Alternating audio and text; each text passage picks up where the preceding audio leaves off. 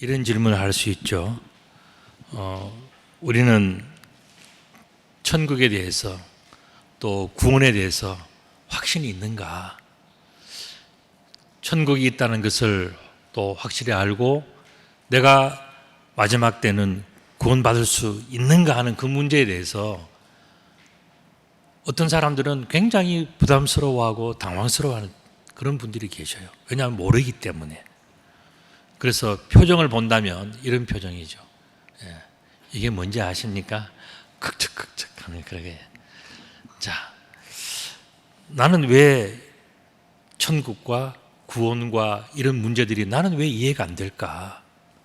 왜 나만 나의 그러한 신앙생활에 대해서 또 내가 이 길을 걸어가는 것에 대해서 나는 왜 모르고 그냥 사는 건가? 뭐 이런 생각을 가질 수가 있단 말이죠.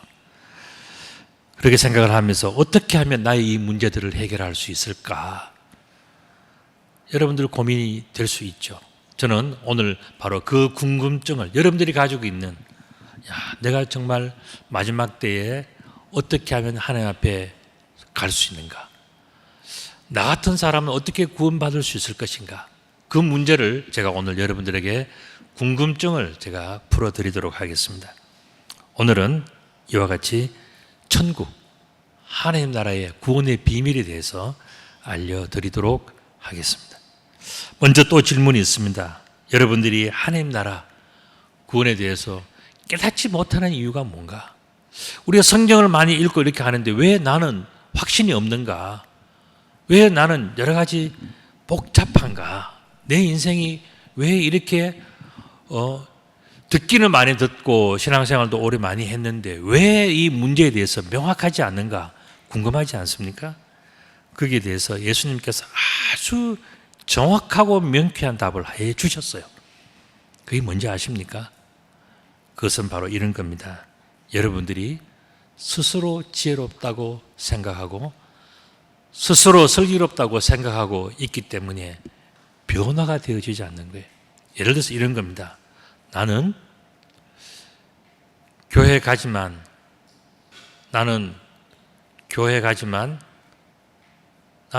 시원해서 편해서 마음의 평안을 얻기 위해서 그 정도지 나는 그 이상은 나는 싫어 하는 자기의 선이 있는 사람들이 있어요. 그리고 나는 뭐라고 이야기하든지 간에 한쪽 귀로 듣고 한쪽 귀로 흘리겠다고 작정하고 그냥 살아가시는 거예요. 왜냐하면 부모님이 교회 가라고 하고 옆에 사람이 교회 가야 된다고 하니까 억지로 나와서 억지로 하기 때문에 도무지 그런 것들이 왜 해야 되는지 이것이 어떤 영향이 있는지 그런 데서 관심이 없는 거예요. 자기가 그어놓은 선이 있단 말이죠. 그리고 나는 예수 믿은 지가 얼마 안 돼서 나는 몰라. 모를 거야. 아예 막 이렇게 작정하고 하시는 분들. 또 나는 여기까지는 하지만은 그 이상은 절대로. 전부 다 뭐냐면 자기가 그어놓은 선이 너무 강해요. 벽이 너무 높아요. 그래서 이 사람들을 예수님께서는 뭐라 하냐면 스스로 지혜롭고 스스로 슬기롭다고 생각하는 그것이 문제라는 거예요. 나는 모른다, 할 수 없다, 나는 안 한다, 뭐 전부 다 뭡니까? 자기가 정해놓은 그것이 너무 많기 때문에 그것 때문에 안 되는 거다. 예수님께서 말씀해 주신 거예요. 25절 상반절을 보면 그때 예수께서 대답하여 이르시되 천재의 주제이신 아버지여 이것을 지혜롭고 슬기 있는 자들에게는 숨기시고 그렇게 말씀하셨어요. 그래서 지혜롭고 슬기 있다라고 생각하는 그 사람들에게는 보이지도 않고 듣기지도 않고 느끼지도 않아요. 그런데도 어떻다고요? 이것을 또 기가 막히게 알아채는 사람들이 있다는 거예요. 하나님 나라에 대해서, 심판과 구원에 대해서 아주 예민하게 깨닫는 그런 사람들이 있다는 거예요. 그런 사람들이 어떤 사람인 줄 아십니까? 본문에 보면요, 25절 하반절에 보면 어린아이들이라고 그랬어요. 어린아이들에게는 이것을 나타내심을 감사하나이다. 오히려 어린아이들이 더 잘 안다는 거예요. 이렇게 어렵고 중요한 문제를. 어른들은 관심도 없고 자기가 그동안에 가지고 있는 경험과 모든 그러한 것을 통해서 된다 안 된다 딱 정해놓고 틀 딱 잡아놓고 살아가는데, 오히려 어린아이들은 그렇지 않다는 거예요. 놀라운 일 아니겠습니까? 예수님께서 정말 예리하게 정확하게 집어내셨다고 저는 그렇게 봅니다. 어린아이들에게 그 비밀이 나타나 있다는 것입니다. 그래서 성경에 보면은요, 어린아이에게 배우라는 말씀이 있지 않습니까? 그리고 또 이 어린아이를 통해서 우리가 실제로 많이 배워요. 자, 어른들도 모르는 것을 어떻게 어린아이들이 알겠는가? 내가 뱃속으로 다시 들어갔다가 다시 태어나야 되냐? 내가 어머니 뱃속으로 들어가야, 이거 누가 이해한 거죠? 예수님과 니고데모와의 대화, 요한복음 3장 1절에서부터 21절까지 나오는 예수님과 니고데모와의 대화 속에서 니고데모라고 하는 아주 훌륭한 사람이 있었어요. 그 사람은 예루살렘 공회의 사내들인의 공회원이었어요. 요즘으로 친다면 국회의원이었습니다. 그리고 이 사람은 굉장히 존경받는 선생님, 지도자였어요. 그러니까 이렇게 훌륭한 사람도 예수님께서 무슨 말씀하시니까 못 알아들어서 내가 어머니 뱃속에 들어가야 됩니까? 내가 다시 어린아이로 돌아가야 됩니까? 이런 질문을 했단 말이죠. 그런데 이 니고데모는 그냥 낮에 찾아간 게 아니었죠. 밤에 찾아갔습니다. 왜 그렇습니까? 자기가 너무 유명하니까 사람들의 눈, 자신들의 입장, 이걸 보니까 이건 낮에는 찾아가면은요, 이거 뭐 오해받고 또 손가락질 받고 뭐 질문 받아야 되고 다음날 가서 또 누구에게 해명해야 되고 다 싫으니까 어떻겠습니까? 밤에 갔죠. 이 이야기는 뭡니까? 니고데모가 이미 자기가 정해져 있는 선과 방법과 이런 것들이 다 정해져 있다는 거예요. 그래서 예수님을 만남에도 불구하고 그는 자기의 모습과 자기의 생각을 내려놓지 못한 거예요. 그래서 밤에 예수님을 찾아간 것이고, 또 이 사람은 유대의 참 훌륭한 지도자였지만은 자기가 생각하는 것이 예수님께서 말씀하시는 것보다 훨씬 더 앞서 있어요. 선입견과 자신의 기준을 가지고 있으니까 예수님을 만나는 것도 쉽지가 않다 하는 바로 그 이야기입니다. 요한복음 3장 3절부터 4절에 보면 바로 이런 니고데모에게 예수님께서 말씀하셨죠. 사람이 거듭나지 아니하면 하나님의 나라를 볼 수 없다. 그때 니고데모가 사람이 늙으면 어떻게 날 수 있습니까? 두 번째 어린아이로 모태에 들어가서 어린아이로 다시 태어나야 됩니다. 이런 질문을 하는 니고데모, 정말로 유명한 지도자고 훌륭한 공회 회원이었지만은, 그러나 이 똑똑하고 잘난 사람도 결국 어떻게 되면 자기에게 갇혀 있었기 때문에 변화가 되질 못했던 거예요. 그러니까 질문의 한계가 드러나고 있지 않습니까? 그런데 예수님은 뭐라 그랬습니까? 어린아이에게 숨겨진 비밀이 있다 그랬습니다. 우리는 상식적으로 나이가 들어야 뭐가 될 것이라고 생각하고 나이가 들수록 더 많이 알 수 있다고 생각하는데, 예수님은 아니다. 어린아이가 잘 알고 있다. 어린아이가 그 비밀을 알고 있다 그랬습니다. 어린아이들에게 그 비밀을 숨겨놓으셨다고 예수님은 말씀하신 거예요. 자, 그렇다면 어린아이에게 비밀이 있다, 그 대답이 있다면 여러분 어떻게 생각합니까? 어린아이가 무슨 비밀 일기를 적고 있나? 그렇게 해서 다음 그림도 보시면요, 요즘에 나오는 책 중에 10살의 마이의 비밀, 저걸 보면 뭐 이 아이의 생각을 알 수 있을까? 아니면 어떤 비밀의 방에 뭐 숨겨진 어린아이의 비밀이 있나 생각할 수가 있어요. 그러나 예수님은 뭐라 그랬냐면은 어린아이에게 비밀이 있다. 이렇게 된 것이 하나님 아버지의 뜻이다. 그 비밀을 어린아이들에게 숨겨놓았다는 거예요. 여러분들 오늘 아침 일부 예배 때도 김단, 김비, 김봄 이 아이들이 나와서 봉헌송을 했어요. 너무너무 귀엽게 예쁘게 사랑스럽게 잘 했습니다. 그런데 그 아이들이 자기들 힘으로 나왔을까요?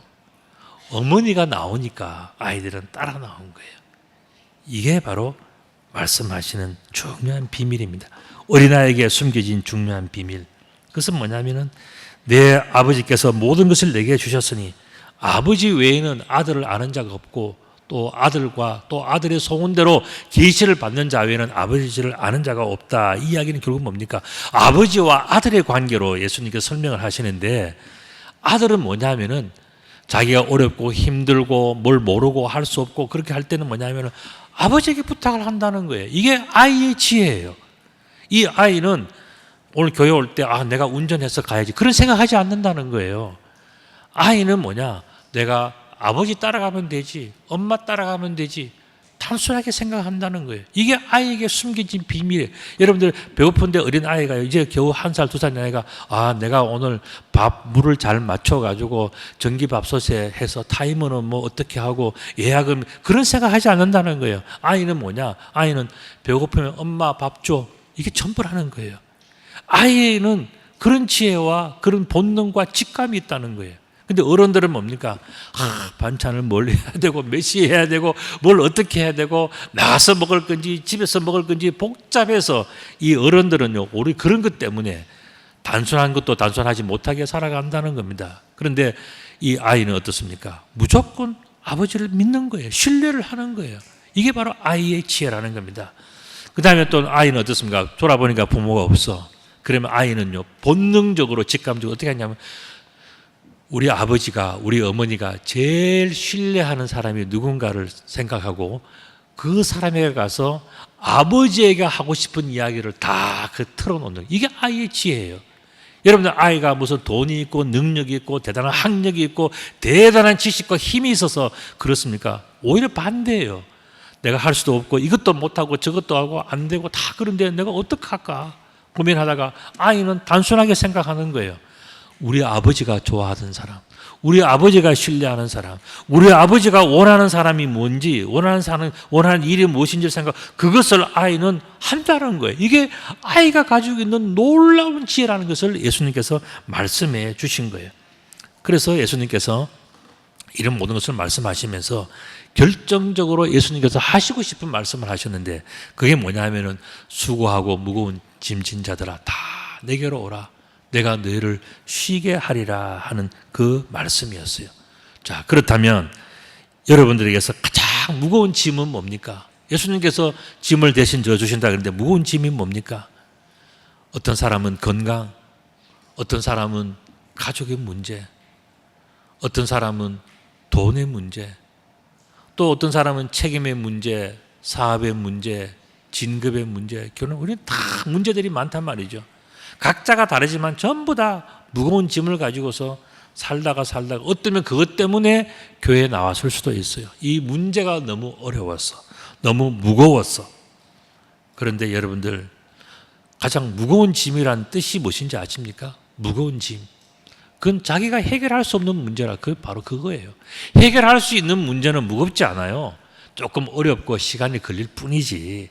그런데 죽었다가 깨어나도 아무리 노력해도 아무리 많은 돈과 시간과 노력과 다 쏟아부어도 해결되지 않는 문제 그게 정말 무거운 짐이거든요.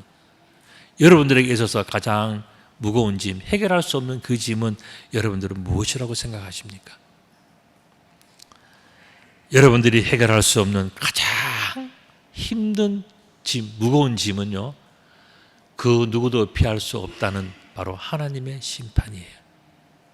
여러분들 인간이 할 수 있는 거 밥하고 뭐 여행 가고 뭐 일하고 뭐 하고 하는 거는요 그거는 사실 힘이 좀 들긴 하지만 그거는 우리가 해결할 수 있는 부분들이에요. 또 그렇기 때문에 이 세상 속에서 있는 문제들이에요. 그런데 우리가 살다가 죽어도 해결하지 못하는 것 다시 태어나도 해결하지 못하는 그 문제는 뭐냐? 하나님의 심판이에요. 이거는 하나님이 하시는 일이에요. 그렇기 때문에 우리에게는 감당할 수 없는 어려운 문제예요. 이거는 우리 힘과 능력으로 되지 않는 문제예요.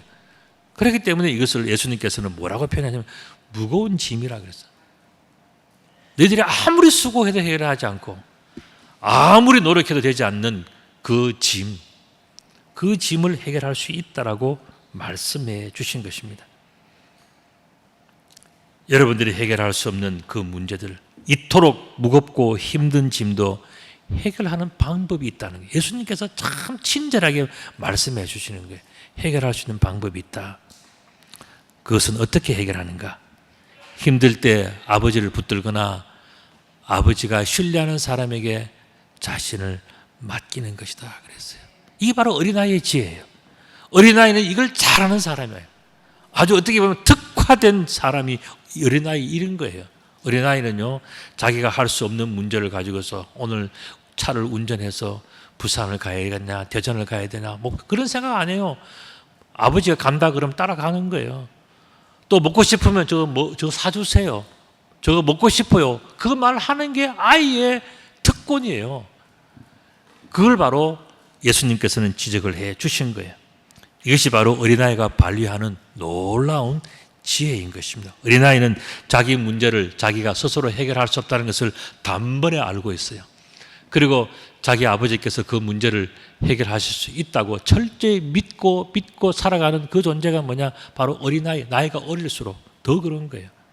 오늘 예배 전에 우리 선교사님 딸내미 연서가 우리 방에 인사하러 엄마 아빠 왔는데, 이게 지난주까지는 안 그랬는데 오늘 보니까 이제 엄마 낯을 알아가지고요, 내가 오라 그러니까 고개를 싹 돌리고 엄마 쳐다보고 오지를 않고 울어요. 왜 그렇습니까? 엄마를 신뢰하고 자기 마음속에는요, 자기가 배고플 때 또 뭐 자기가 힘들 때 나를 돌봐준 사람은 그 얼굴밖에 생각나는 게 없는 거예요. 어린아이에 그렇게 해서 살아가는 거예요. 이게 어린아이의 지혜예요. 얼마나 단순하고 얼마나 아주 심플하면서도 파워풀합니까? 그렇게 해서 살아가는 것이 어린아이란 말이죠. 어린아이는 그것을 잘 아는 지혜가 있다는 것이 바로 예수님께서 말씀해 주신 거예요. 우리말 속담에 아이를 이기는 어른이 없다 그랬어요. 우리가 어른과 아이가 붙으면 누가 이길까? 다 어른이 이긴다고 생각하지. 그런데 실제로 어떻습니까? 전부 다 아이예요. 특별히 여기 할아버지 할머니들 계시는데 내가 보니까요, 손주를 이기는 할아버지 할머니 하나도 없어요. 그냥 뭐라 그러면 뒤에 졸졸졸졸 따라다니고 뭘 하자 그러면 하자는 대로 다 그렇게 하는, 그게 어른이란 말이죠. 여러분들, 예수님께서 하신 말씀이 바로 그거예요. 힘이 있다고 무슨 뭐 똑똑하다고 되어지는 문제가 아니라 결국은 뭐라고요? 나는 연약합니다. 나는 도움이 필요합니다. 그렇게 생각하고 살아가는 사람이 훨씬 더 지혜롭고 훨씬 더 아무런 부족함이 없이 행복하게 살아간다는 거예요. 우리가 어른들이 하지 못하는 건 뭡니까? 능력도 없으면서 나는 이래서 안 되고 저래서 안 되고 이렇게 틀리고 저렇게 다 자기가 생각하는 걸 전부 다 선거해 놓고 살아가는데 편할 리가 있겠습니까? 그래서 안 된다는 거예요. 어린아이는 그런 것이 없다는 겁니다. 그래서 예수님께서는 말씀하셨어요. 뭐냐? 나는 마음이 온유하고 겸손하니 나의 멍에를 메고 내게 배우라. 그리하면 너희 마음이 쉼을 얻을 것이다. 우리 어른들이 쉼을 얻을 수 있는 방법이 뭐냐면은 멍에를 메는 것이라고. 우리 생각에 멍에를 메면은 더 힘들지 않냐? 왜 멍에를 메는데 왜 편안하지? 왜 쉬지? 이런 생각이 가질 수 있잖아요. 그런데 우리가 이 내용을 가만히 보면요, 첫째, 온유라고 하는 것은 뭐냐면은 젠틀 스피릿이에요. 그 스피릿인데 굉장히 젠틀한 것, 마음으로 친다면 굉장히 점잖은 것, 이게 바로 온유라는 뜻이에요. 우리 교회도 우리 온유가 있지 않습니까? 예. 이름 참 잘 지었다고 생각이 들어요. 우리 온유 엄마가. 자, 그래서 우리가 젠틀한 그러한 스피릿, 이게 온유란 말이죠. 또 겸손은 뭐냐면 low degree, 그러니까 내가 낮추어서 겸손해지는 것, 등급이 낮은 것, 그게 바로 그 겸손이에요. 우리가 세상에서 어린아이에게서 배운다는 것은 뭐냐? 이 두 가지가 중요한 특징이라는 거예요. 어린아이가 부모에게 팍 땡깡 부리면 여러분들 부모는 어떡합니까? 더 안 해주잖아요. 그런데 이 어린아이가 부모에게 엄마 나 정말 배고파, 나 엄마 정말 도와줘야 돼, 나 이렇게 아파 하면요, 안 도와줄 부모가 있겠습니까? 그 젠틀 마인드, 젠틀 스피릿이 있으면요, 우리가 하나님 앞에 기도 응답을 참 빨리 받는 거예요. 그런데 어떤 사람은요, 하나님 보실 때에 야, 정말 그 기도를 들어주고 싶지 않다라고 생활하는 아주 까칠한 사람이 있단 말이죠. 그런 사람들은 무엇을 배워야 된다고요? 어린아이의 온유함을 배워요. 부모님 앞에서 우리는 온유해야 된다. 겸손해야 된단 말이에요. 이거를 예수님께서 그러면 된다라고 말씀하셨어요. 그러면서 예수님께서는 그렇게 말씀하시고 난 다음에 뭐라 했냐면 나의 멍에를 메고 배우라. 그것도 누구에게? 내게 배우라. 예수님께서는 친히 멍에를 맨다는 그 이야기를 하신 겁니다. 자, 그렇다면 예수님의 멍에는 도대체 어떤 멍에길래 그 멍에가 오히려 더 쉽고 더 편하고 더 즐거운가? 그 문제에 대해서 예수님께서는 말씀하셨어요. 그게 뭐냐면은 우리의 무거운 짐을 함께 져주는 멍에다. 그 말씀. 우리 한국에 있는 소들은요, 대체로 멍에가 한 개. 소는 옛날에 우리가 잘 사는 집이 별로 없었잖아요. 그러니까 뭐냐면은 소 그냥 한 마리에다. 여러분들 요즘은 농사를 크게 짓는 그런 사람들도 있지만 아직도 대부분의 사람들은요, 시골에서 농사 짓는다 하면 제가 보니까 300평, 500평, 아주 좀 크면은 1000평 이런 사람들이 거의 대부분이에요.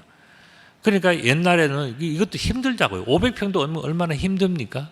그러니까 이제 어떻게 하냐면 소를 가르다가 소에다가 멍에를 메우고 쟁기질하고 밭을 했단 말이죠.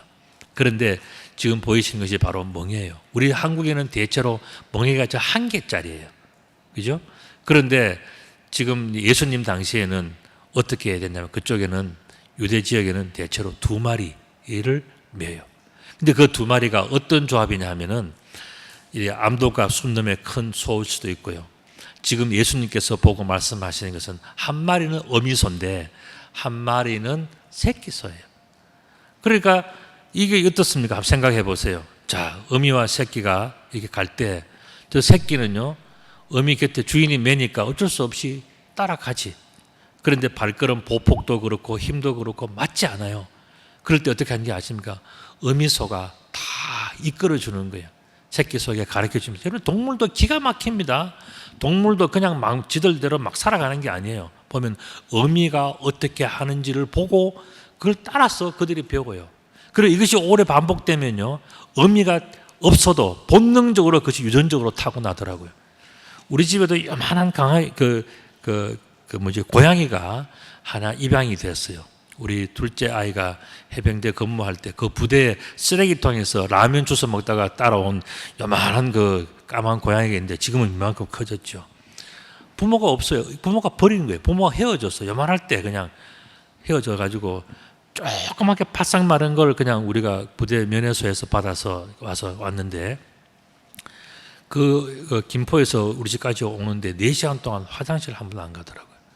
그리고 집에 오니까요, 나중에 모래를 주니까 제가 모래에다가 파면 이거 태어난 지 며칠 되지도 않는 놈이 그렇게 하더라니까요. 이게 왜 그렇습니까? 그 올에서부터 부모들 내려오던 유전이 그 속에 들어있어서 그런 거죠. 지금 여기서 하는 예수님께서 하시는 이야기도 바로 그런 이야기예요. 사람이 힘들고 어렵다고 해서 다 자기가 할 수 있는 게 아니라는 거예요. 옆에서 그 무언가 힘있고 능력 있고 모든 것을 할 수 있는 그 어미소가 멍에를 메워주고 이끌어주면 옆에 따라가는 거예요. 그냥 따라가면 된다는 게 따라가면서 배우고 흉내내고 그러다 보면 그도 언젠가는 어미가 되기 때문에 이 어린아이에게서 배울 수 있는 것은 뭐냐? 따라하는 것, 믿고 곁에 서 있는 것, 이 자체가 중요하다는 겁니다. 이게 예수님께서 말씀하시는 멍에라는 거예요. 예수님께서는 우리가 부족하는 것을 다 알고 계셔요. 그래서 뭐라고 말씀하세요? 이는 내 멍에는 쉽고 내 짐은 가볍다라고 말씀하시면서 너희들이 다 해결할 수 있는 것이 인생이 아니다. 해결할 수도 없다. 특별히 뭘 해결할 수 없다고요? 우리가 이 세상에 살다가 하나님 나라에 가서 천국 백성 되는 것은 너희가 절대로 해결할 수 없는 거야. 그러니까 어떻게 해야 된다고요? 예수님 멍에 같이 옆에 붙어서 예수님 어떻게 하는가 보고 예수님 가면 거기 따라가고 또 그렇게 해서 가는 거예요. 여러분들, 예수님이 큰 소, 이끌어가는 소라면 옆에 있는 그는 우리라고 본다면요, 뒤에서 이끌어주는 주인이 있지 않겠습니까? 그분이 하나님이라는 거예요. 예수님은요, 참 알기 쉽게 설명해 주신 거예요. 우리는 살아가면서 예수님과 함께 멍에를 메고 살아가는데 우리가 예수님을 위해서 대단한 일을 하는 게 아니라는 거예요. 예수님께서 우리의 모든 문제, 특별히 우리가 할 수 없는 가장 무거운 짐이 뭐라고요? 우리가 이 죄 많은 우리들이 하나님 나라 가는 게 그게 가장 어렵고 힘든 것인데 그 부분은 어떻게 해준다? 예수님께서 다 메고 해주시니까요. 우리 뭡니까? 거기에 같이 붙어가지고 멍에 붙어서 따라가면 된다. 그 이야기를 예수님께서 설명해. 이게 뭐냐? 어린아이에게서 배우는 지혜다. 그렇게 말씀하세요. 그래서 예수님께서 오늘 본문에서는 뭐라고 말씀하세요? 다 내게로 오라. 다 내게로 오라. 내 멍에는 쉽고 내 짐은 가볍다라고 말씀하지. 이 내용이 뭐겠습니까? 결국 예수님이라고 힘들지 않아요. 어린 앞에 옆에 있는 그 새끼까지 혼자 가는 것도 힘든데 옆에까지 끼고 가면 얼마나 더 힘들겠습니까? 그럼에도 불구하고 예수님은 뭐라 그랬습니까? 우리의 무거운 짐을 함께 다 져주시면서도 나는 무겁지 않다. 나는 괜찮다. 나는 너의 짐을 지는 것이 즐겁다라고 생각하는 어머니, 아버지의 마음, 부모님의 마음이 예수님의 마음이라. 그래서 뭐라 그러면 어린아이에게 배우라. 부모님 옆에 있는 그린 어린아이는 뭐냐? 그냥 즐겁게 따라간다네. 그러면서 배우면서 그러면서 주님처럼 닮아가는 그것이 바로 하나님께서 만들어 놓은 지혜다. 어린아이는 그것을 잘 알고 있는 줄. 어린아이를 절대로 무시하지 마라. 어린아이들은 그와 같은 지혜가 있는데 어떻게 어른들이 배워야지 그 어린아이들에게 틀렸다고 하겠는가? 어린아이는 본능적으로 태어나면서 그와 같은 것들이 잘 갖추어지는 존재이기 때문에 어린아이에게 배우라. 그러면서 예수님은 그랬어요. 나는 너희들이 사랑스럽다. 너희들의 짐을 지는 것이 무겁지도 않다. 나는 아무리 어렵고 힘든 그런 멍에, 예수님의 멍에가 뭘까요? 십자가를 지는 것 아니겠습니까? 그럼에도 불구하고 예수님은 나는 괜찮다, 즐겁다 말씀하셨어요. 오늘 예수님께서는 우리들에게 뭐라고 말씀하십니까? 다 내게로 오라. 내가 너의 무거운 짐을 함께 져주겠다. 너는 내 곁에서 그냥 따라만 오면 네가 잘나고 완벽해서 천국 가는 거 아니야.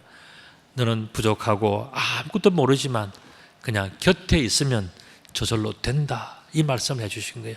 오늘 예수님께서 가르쳐 주신 이 어린아이의 지혜를 배워서 예수님 곁에서 예수님의 은혜를 누리고 예수님과 함께 천국에 나아가는 귀한 여러분들 다 되시기를 우리 주님의 이름으로 축복합니다. 아멘.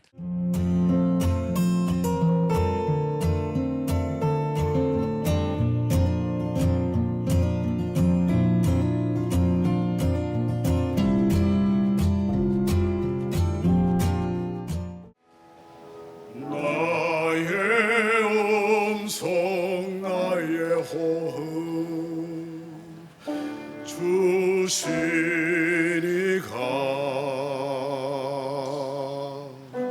자격 없는 자를 불러 노래하게 하시네. 나의 고백 나의 찬양 온전케 하시려. 나를 불과 물 가운데로 지나가게 하시네. 불 가운데 지나며 모든 것 소멸되어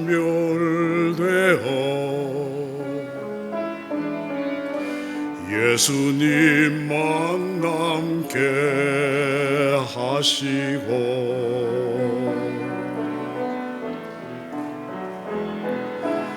물 가운데 지나며 모든 것 소멸되어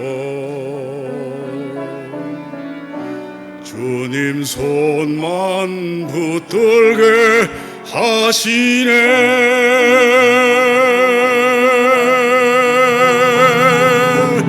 내 음성 주님 담기 원하네. 내 호흡 주님 담기 원하네.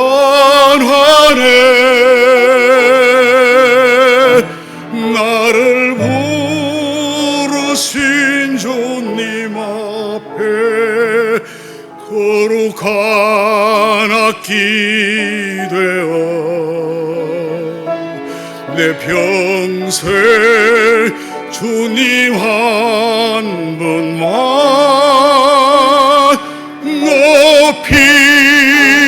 높이리라.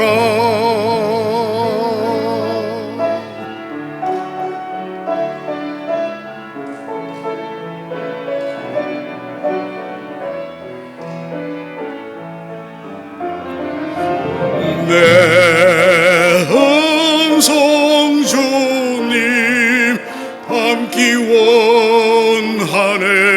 숨소리도 내 호흡 주님 담기 원하네.